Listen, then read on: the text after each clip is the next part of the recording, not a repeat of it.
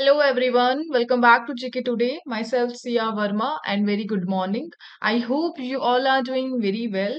So आज हमें करना है 9th of August 2024 के most important news का analysis with static GK revision and the quiz. Fine. So सबसे पहले हम इस सेशन में जो कवर करने वाले हैं वो है world war second cave pact, AITIGA agreement, miombo forest, global tiger day, reserves and it's project and the most carry trade. Fine. So ये टॉपिक्स हम कवर करेंगे क्वेश्चंस के साथ. एंड स्टार्ट करते हैं सबसे पहले लास्ट डे के जो क्विज मैंने आपसे पूछे थे और प्लस जो एक्स्ट्रा क्वेश्चंस मैंने आपसे पूछे थे उसके आंसर्स के साथ. सो 8th ऑफ अगस्त के जो क्विज के क्वेश्चंस थे आपको स्क्रीन पे शो हो ही रहे और इसके जो आंसर्स थे, फर्स्ट क्वेश्चन का आंसर ऑस्ट्रेलिया रहा था, सेकंड क्वेश्चन का answer India and UK, third का मंगोलियन कैपिटल उलानबटार, फोर्थ का आंसर उत्तर प्रदेश था, फिफ्थ का जो आंसर था वो है to enhance the socio economic condition of tribal communities, six का answer India child protection, seventh का answer Ivory Coast and eight का आंसर शौर्य बाबा. फाइन. इसी के साथ जो सेशन के दौरान मैंने आपसे क्वेश्चन पूछे थे. So first air chief of India is Subroto Mukherjee. Fine. इनका नाम क्या है? सुब्रतो मुखर्जी. ये first air chief of India थे. सेकंड का आंसर रहा था कि सरदार पटेल क्रिकेट स्टेडियम का नाम चेंज करके कर दिया गया है Motera, then Narendra Modi stadium. Fine. Motera stadium के नाम से भी फेमस है ये और अभी फिलहाल नरेंद्र मोदी स्टेडियम के नाम से फेमस है Sardar Patel cricket stadium. Fine. Start करते हैं हमारा session with the very first question. So the first question is recently where was the fifth meeting of the ASEAN India trade in goods agreement joint committee held. So fifth meeting की बात चल रही है किसकी? ASEAN India trade in goods agreement AITIGA. कहाँ पर हुई? Answer is Jakarta, Indonesia में हुई. फाइन. सो ये जो मीटिंग है 29 जुलाई से 1 अगस्त इंडोनेशिया की जो ओल्ड कैपिटल है जकार्ता वहां पर हुई. फिफ्थ एडिशन रहा अतीगा एग्रीमेंट का. फाइन. अतीगा एग्रीमेंट का एम क्या है? ये जो कमिटी है इसका एम क्या है? सो 2009 में अतीगा एग्रीमेंट को साइन किया गया था इंडिया और साउथ ईस्ट एशियन कंट्रीज के बिटवीन और इसका जो बेसिक एम है वो दोनों इंडिया और साउथ ईस्ट एशियन कंट्रीज के बिटवीन जो व्यापार है, ट्रेड है, उसको एनहेंस करना है और जो ट्रेड है उसको रिव्यू करना इस मीटिंग का एम रहेगा. फाइन. सो एशियन कंट्रीज जो कि मेजर ट्रेड पार्टनर है इंडिया के लिए और नोटेबल ट्रेड डेफिसिट भी इंडिया का कहाँ से है? एशियन से है. सो इसी को इम्प्रूव करने के लिए, कोलैबोरेशन करने के लिए, इकोनॉमिक टाइज को एनहेंस करने के लिए और ट्रेड को रिव्यू करने के लिए अतीगा कमेटी को अरेंज करवाया जाता है और रिसेंटली इसका फिफ्थ एडिशन कहाँ पर हुआ है? इंडोनेशिया, जकार्ता में. फाइन. सो इंडोनेशिया की ओल्ड कैपिटल जकार्ता है. सो इंडोनेशिया की जो न्यू कैपिटल अभी रिसेंटली बना है वो कौन है? ये आपको मुझे बताना है. इसी के साथ एशियन की बात करते हैं. एशियन जो ऑर्गेनाइजेशन भी है 8 अगस्त 1967 को फाउंड हुआ था. स्टार्टिंग के जो फाउंडर मेंबर रहे थे Indonesia, Malaysia, Philippines, Singapore and Thailand रहे थे. फाइन. और अभी रिसेंटली एशियन कंट्रीज में जो ऑर्गेनाइजेशन है उसमें टोटल 10 मेंबर नेशन है. टोटल 10 इसके मेंबर है और 2 नेशन इसके एज ए ऑब्जर्वर है. फाइन. एशियन का जो स्लोगन है वो क्या रहेगा? One vision, one identity, one community. Fine.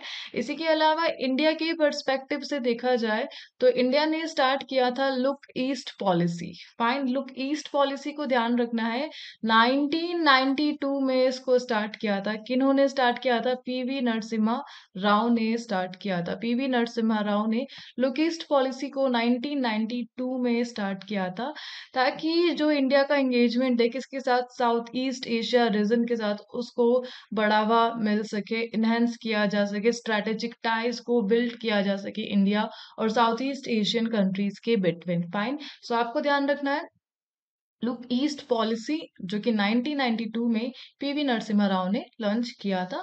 Fine. आगे बढ़ते हैं नेक्स्ट क्वेश्चन पे. सो the next one is which country host BIMSTEC business summit 2024. So BIMSTEC business summit 2024 को किस कंट्री ने होस्ट किया? सो the answer is India. So recently India ने new Delhi में बीमस्टेक बिजनेस समिट को होस्ट किया. किसने किया? MEA, ministry of external affair ने किया कॉन्फेडरेशन ऑफ इंडियन इंडस्ट्रीज के साथ मिलकर. Fine.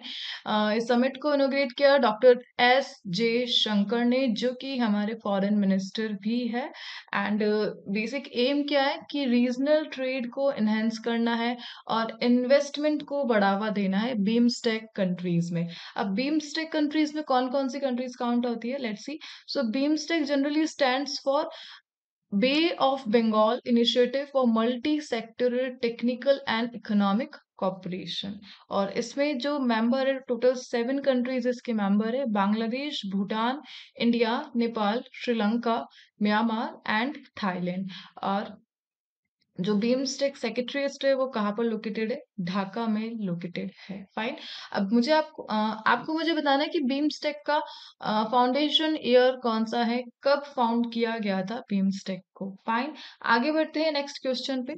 Next one is which day is celebrated as national handloom day every year. So हर साल नेशनल हैंडलूम डे ये कब सेलिब्रेट किया जाता है। सो द आंसर इज 7 अगस्त। सो 7 अगस्त को नेशनल हैंडलूम डे सेलिब्रेट किया जाता है, इंडिया का जो हैंडलूम हेरिटेज है उसको ऑनर करने के लिए। फाइन। कब स्टार्ट किया गया था, it was launch in 2015। So important है, 2015 में स्टार्ट किया गया था। फाइन। इस बार 2024 की जो थीम रही थी वो क्या थी, emphasizes using technology and innovation to improve market access and skill development for weavers। Fine. So ये थीम रही थी इस बार नेशनल हैंडलूम डे की। Fine. What is the theme of World Lung Cancer Day? So World Lung Cancer Day 2024 की theme क्या रही थी? So इस डे को सेलिब्रेट कब किया जाता है, 1 अगस्त को किया जाता है। इस बार जो थीम रही थी, close the care gap, everyone deserves access to cancer care. Fine. Recently which ministry has introduce guidelines for bagless day for student in class 6 to 10। So ये जो गाइडलाइंस है मिनिस्ट्री ऑफ एजुकेशन ने recently introduce किया है। Which day is observed as World Day Against Trafficking in Person every day? So 30 जुलाई को celebrate किया जाता है। रशियन नेवी डे ये कब अभी सेलिब्रेट हुआ, आईएनएस तबर ने पार्टिसिपेट किया था, और जुलाई के लास्ट संडे को सेलिब्रेट किया जाता है Russian navy day. International tiger day ये कब सेलिब्रेट किया जाता है, 29 जुलाई को सेलिब्रेट किया जाता है। Which day is observed as world hepatitis day every year. So 28 July. Kargil Vijay Diwas ये हम कब मनाते हैं, 26 जुलाई को। नेशनल इनकम डे ये 24 जुलाई को। नेशनल ब्रॉडकास्टिंग डे 23 जुलाई को। नेशनल फ्लैग डे 22 जुलाई को। फाइन। मूव करते हैं नेक्स्ट क्वेश्चन पे। Next one is Bandhavgarh Tiger Reserve recently seen in the news is located in which state? So Bandhavgarh Tiger Reserve ये news में रहा और किस स्टेट में ये लोकेटेड है? So the answer is Madhya Pradesh. सो मध्य प्रदेश में लोकेटेड है बांधवगढ़ टाइगर रिजर्व, जो कि इंडिया के जो टोटल 55 टाइगर रिजर्व है उन्हीं में से एक है। फाइन। सो रिसेंटली यहाँ से जो अपडेट आई है, 43 टाइगर डेथ इन्वेस्टिगेशन हुई थी 2021 से 2023 में, और इसमें से जो 34 टाइगर डेथ है वो कहाँ पर हुई है, only in Bandhavgarh tiger reserve. So 34 tiger death का जो डेटा सामने आया है वो केवल बांधवगढ़ टाइगर रिजर्व और शाहदोल फॉरेस्ट सर्किल से आया है। शाहदोल फॉरेस्ट सर्किल ये भी पार्ट है मध्य प्रदेश के फॉरेस्ट एरिया का। Fine. So Shahdol forest circle and Bandhavgarh tiger reserve से लास्ट 2021 से 2023 तक 34 टाइगर डेथ को रिकॉर्ड किया गया है। और इस ये जो डेटा है इसे किसने पब्लिश करा है recently, the special investigation team SIT ने इस डेटा को पब्लिश करा है, और उन्होंने बताया है कि इनमें से जो 10 केसेस हैं, 43 टाइगर डेथ में से जो 10 केसेस है उसमें काफी पुअर इन्वेस्टिगेशन हुई है और जो बॉडी पार्ट है वो तक मिसिंग है। फाइन।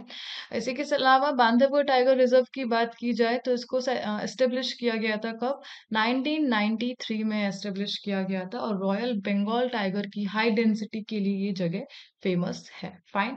इसी के साथ इंडिया में टोटल कितने टाइगर रिजर्व है, सो इंडिया में जो टोटल टाइगर रिजर्व है recently, so total tiger reserve है 55। फाइन। और NTCS के लिए रिस्पॉन्सिबल बॉडी है national tiger conservation authority.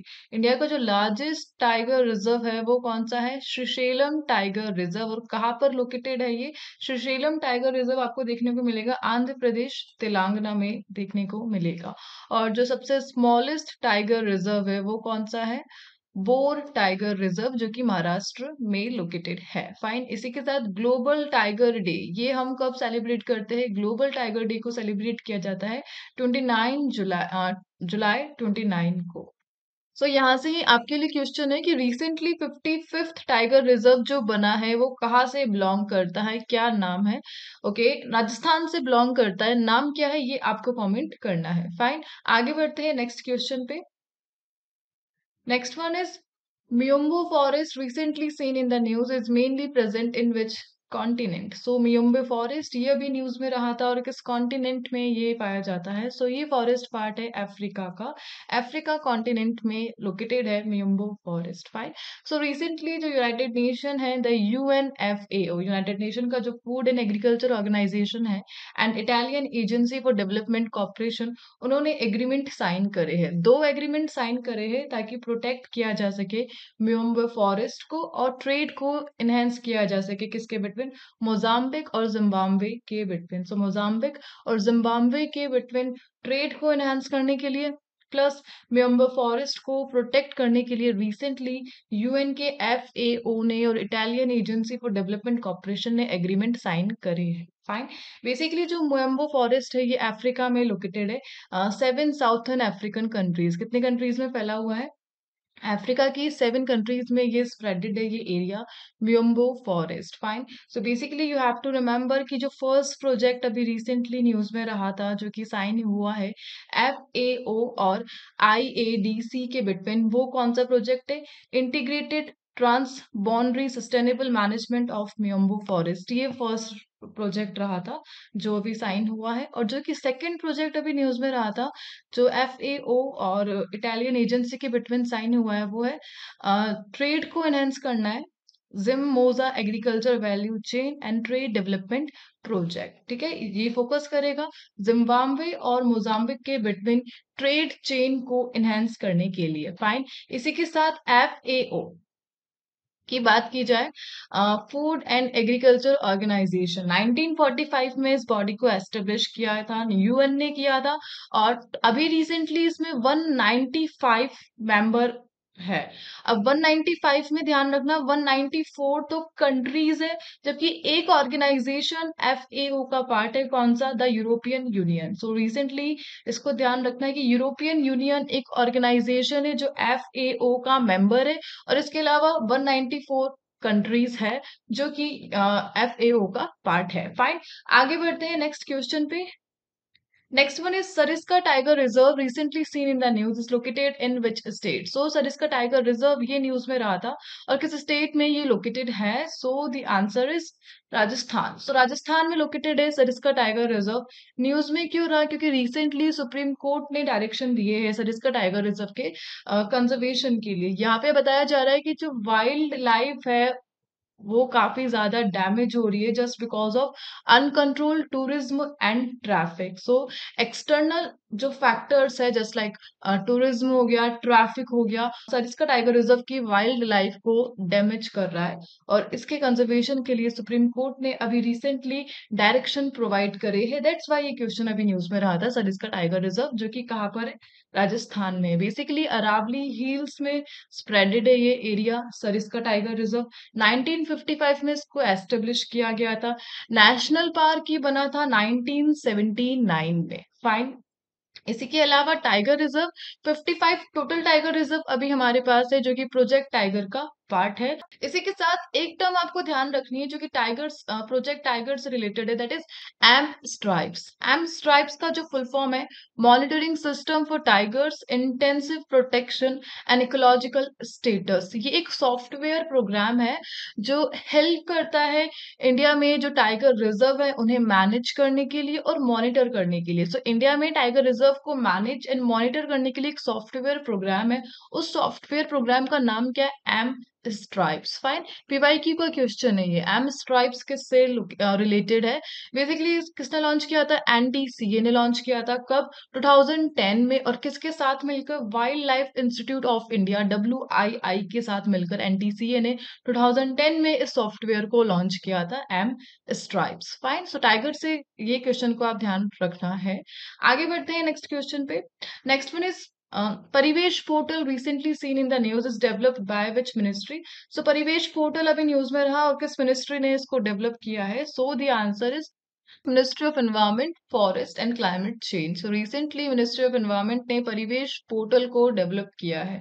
Basically ये पोर्टल सॉल्यूशन प्रोवाइड कराएगा environment forest and climate change से रिलेटेड इश्यूज के लिए एक single window solution for obtaining and monitoring clearances for environment forest wild life and coastal regulation zone. Fine. So recently environment की जो changes है और उससे रिलेटेड जो प्रोजेक्ट्स है उसके लिए रिसेंटली 50,000 क्लियरेंसेस प्रोवाइड करी है, 50,000 मंजूरी दी है परिवेश पोर्टल ने। दैट्स वाई ये क्वेश्चन अभी न्यूज में रहा था। इसका जो फुल फॉर्म है वो ध्यान रखना है, परिवेश का proactive and responsive facilitation by interactive and virtuous environmental single window hub. ये इसका फुल फॉर्म है, वेरी इंपॉर्टेंट है। एक सिंगल विंडो पोर्टल है for obtaining and tracking environmental clearances in India. So environment से रिलेटेड जितने भी प्रॉब्लम्स की सॉल्यूशन है उसके क्लियरेंस के लिए एक पोर्टल है, and that portal is Parivesh portal, जो कि रिसेंटली न्यूज में रहा था। फाइन। आगे बढ़ते हैं नेक्स्ट क्वेश्चन पे। Next one is recently which organisation release the updated integrated fire management voluntary guidelines principle and strategic action. So recently किस ऑर्गेनाइजेशन ने रिलीज करा है? So the answer is FAO, food and agriculture organisation. So food and agriculture organisation ने update करा है integrated fire management voluntary guidelines. और basic aim क्या है? ताकि क्लाइमेट चेंज जो चैलेंजेस है उसको टैकल किया जा सके। सो न्यू गाइडलाइंस आई है रिसेंटली क्लाइमेट चेंजेस को टैकल करने के लिए। किसने अपडेट किया है? FAO ने। फाइन। और ये जो अपडेट है ये सपोर्ट करता है ग्लोबल फायर मैनेजमेंट हब को। सो ग्लोबल फायर मैनेजमेंट हब जो कि FAO का रिसेंटली अपडेटेड जो गाइडलाइन है उससे सपोर्टेड है। सो ये भी न्यूज में रहा था, ग्लोबल फायर मैनेजमेंट हब। कब इसको क्रिएट किया गया था? मई 2023 में क्रिएट किया गया था, ताकि जो फायर मैनेजमेंट एफर्ट है उन्हें एनहेंस किया जा सके, बेटर बनाया जा सके। उसके लिए इस बॉडी को एस्टेब्लिश किया था 2023 में। किसने किया था? FAO, food and agriculture organisation and UN environment programme ने। सो FAO एंड UNEP ने एस्टेब्लिश किया था ग्लोबल फायर मैनेजमेंट हब, जो कि एक फायर हब है। क्या है? Fire hub. और कब किया था? 8 international wild land fire conference के दौरान, जो की हुई थी 2023 में। फाइन। सो अगर बात की जाए ग्लोबल फायर मैनेजमेंट हब की, सो इसको स्टार्ट किया गया था मई 2023 में। किसने? UNEP ने और FAO ने। फायर मैनेजमेंट हब है ये बेसिकली। फाइन। और इसी के साथ FAO इसको फाउंड किया गया था 1945 में। और FAO से रिलेटेड एक अपडेट, FAO को 2020 में नोबेल पीस प्राइज मिला था। और FAO में 194 कंट्रीज इसके मेंबर है, और यूरोपियन ऑर्गेनाइजेशन एक ऑर्गेनाइजेशन जो FAO का पार्ट है। फाइन। आगे बढ़ते हैं नेक्स्ट क्वेश्चन पे। Next one is which day is observed as Hiroshima day every year? Hiroshima day every year ये कब मनाया जाता है? सो द आंसर इज 6 अगस्त। सो जापान को वर्ल्ड वॉर सेकेंड से सरेंडर करने के लिए ये डे, हिरोशिमा डे, एग्जिस्टेंस में आया था। कब ऑब्जर्व किया जाता है? 6 अगस्त को, जब यूएस ने एटॉमिक बॉम्बिंग की थी। कहाँ पर? जापान के एक शहर हिरोशिमा में। और कब? 1945 में। फाइन। इस बॉम्ब को लिटिल बॉय भी कहा जाता है। 6 अगस्त को जो बॉम्ब यूएस ने जापान के हिरोशिमा पर गिराया था उस बॉम्ब का नाम था little boy. And B-29 bomber Enola Gay से इसको ड्रॉप किया गया था। 70,000 to 80,000 पीपल मारे गए थे इस बॉम्ब के कारण। फाइन। और इस बॉम्ब में जिसका यूज किया गया था वो था यूरेनियम 235। तो यूरेनियम 235 को लिटिल बॉय में यूज किया गया था, की मटेरियल था ये। फाइन। इसी के साथ 9 अगस्त को सेकंड बॉम्ब गिराया था यूएस ने नागासाकी पर, जो कि जापान के सरेंडर के लिए लीड बना। और इस प्रकार जो वर्ल्ड वॉर सेकेंड है वो 15 अगस्त को एंड हुआ। फाइन। वर्ल्ड वॉर सेकेंड में अगर दो पावर्स की बात की जाए तो बेसिकली दो पावर वर्ल्ड वॉर सेकेंड में थी। द एलाइज, जिसको लीड किया था ब्रिटेन ने, यूएस ने, सोवियत यूनियन ने एंड फ्रांस ने। जबकि जो सेकेंड पावर थी वो थे एक्सेस पावर जो पार्ट थे जर्मनी का, इटली का एंड जापान का। So basically Germany, Italy and Japan axis power में थे, एंड जो एलीज थे वो Britain, US, Soviet Union and France थे। और इस प्रकार इन दो पावर्स के बिटवीन हुआ था वर्ल्ड वॉर 1945 में, जिससे दो डे एग्जिस्टेंस में आए थे, 6 August Hiroshima day and 9 August Nagasaki day. Fine, that's why ये क्वेश्चन अभी न्यूज में रहा था। Let's move to the next one. So the next one is, what is carry trade recently seen in news? So carry trade. Fine, let's move to the next one. Next one is, what is carry trade recently seen in news? So carry trade recently news में था, क्या है ये term? So the answer is option number B, borrowing in a country with low interest rates and investing in a country with higher returns. So finance से related एक term है carry trade. Low interest rate पे आप एक country से उधार ले रहे हो, और high interest rate पे, high returns पर आप दूसरे country में उसको invest कर रहे हो। इस term को क्या कहा जाता है? कैरी ट्रेड कहा जाता है। फाइन, सो रिसेंटली जापान के पॉइंट ऑफ व्यू से कैरी ट्रेड के कारण जापान की जो करेंसी है येन, वो स्ट्रेंथन हुई है। वाई? बिकॉज रिसेंटली जो येन कैरी ट्रेड है उसने अटेंशन गेन किया है, बिकॉज जो बैंक ऑफ जापान है उन्होंने अपने इंटरेस्ट रेट को रेज कर दिए है और बॉन्ड परचेज को रिड्यूस कर दिए, और इस प्रकार जो येन है वो डॉलर से स्ट्रेंथन हो गया है। फाइन, सो बेसिकली इस ट्रेड को हम जापान की पॉइंट ऑफ व्यू से समझ सकते हैं कि एक टाइप का ट्रेड जिसमें येन करेंसी को आप बोरो कर रहे हो, उधार ले रहे हो लो कॉस्ट पे, और उसे इन्वेस्ट कर रहे हो अदर करेंसीज पे, ताकि हाई यील्ड आपको मिल सके, ऑफर की जा सके। बट रिसेंटली जापान ने अपनी जो करेंसी है येन, उस पे ही इंटरेस्ट रेट को बढ़ा दिया और बॉन्ड परचेज को रिड्यूस कर दिया, जिस कारण जो येन करेंसी है वो डॉलर के अगेंस्ट पे रेज हो गया है। फाइन, दैट्स व्हाई ये क्वेश्चन न्यूज में रहा था। तो इसी के साथ आगे मूव करते हैं क्विज। सो स्क्रीन पे ये जो क्वेश्चंस आपको शो हो रहे हैं, इनके आंसर्स आपको देने हैं कमेंट बॉक्स में, and we will discuss the answer in the next session. Fine, till then please do revision and take care.